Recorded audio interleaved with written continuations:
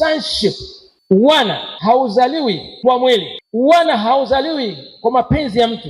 Roho Mtakatifu ambaye ni nafsi ya tatu ya Mwenyezi Mungu, Roho Mtakatifu ambaye alihusika katika uumbaji. Tena katika kitabu cha Genesis 1:2 anasema Roho Mtakatifu alipokuwa anatembea juu ya maji alikuwa ametulia. Maana yake palipokuwa na amani, Roho Mtakatifu anatawala, alafu ndio Mungu akaanza kutamka uumbaji. Kwa hiyo Roho Mtakatifu anahusika pia katika uumbaji. Na katika ufufuko wa Yesu Kristo tunamwona Roho Mtakatifu akimfufua Yesu kutoka wafu. Kwa hiyo wakaambiwa hayuko kaburini, Yesu amefufuka. Biblia inasema katika kitabu cha Matendo ya Mitume sura ya 8 na mstari wa 11 kwamba ikiwa Roho Mtakatifu, ikiwa Roho yule aliyemfufua Yesu kutoka wafu anaishi ndani yetu, na sisi tunajua tuna Roho Mtakatifu anayeishi ndani yetu. Kwa nini tunajua hivyo? Kwa kuwa Biblia inasema wale waliompokea Kristo kuwa Bwana Mwokozi wa maisha yao walipokea ubatizo wa moto. Ubatizo wa moto maana yake nini? Ni kwamba ni kujazwa na nguvu ya Roho Mtakatifu. Roho Mtakatifu ndani yangu, Roho Mtakatifu pamoja na mimi, Roho Mtakatifu akinizunguka, Roho Mtakatifu kila mahali. Kama wewe ni mwana wa Mungu, kwa sababu inasema wale waliompokea aliwapa uwezo wa kufanyika watoto wa Mungu. Kama tumempokea, unapompokea Yesu Kristo, ubatizo wa moto, ubatizo wa Roho, hapo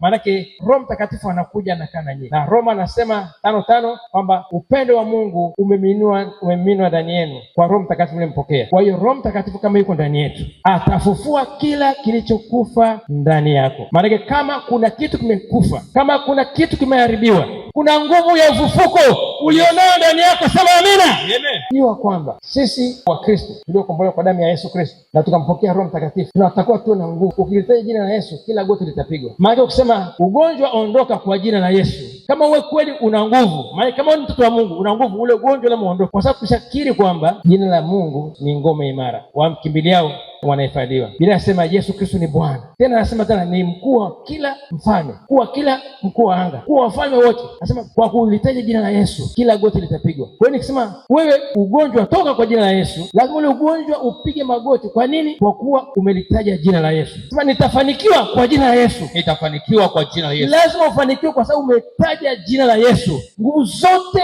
za kukufanya usifanikiwe zinakimbia. Sema amina. Amen. Sema napata kibali kwa jina la Yesu. Napata kibali kwa jina la Yesu. Lazima upate kibali kwa sababu kila nguvu inayovuta nyuma inaondoka. Kwa nini? Kwa sababu umelitaja jina la Yesu. Sema kama nina nguvu, kama nina nguvu, kila nikilitaja jina la Yesu, kila nikilitaja jina la Yesu, lazima kitu kitokee. Lazima kitu kitokee.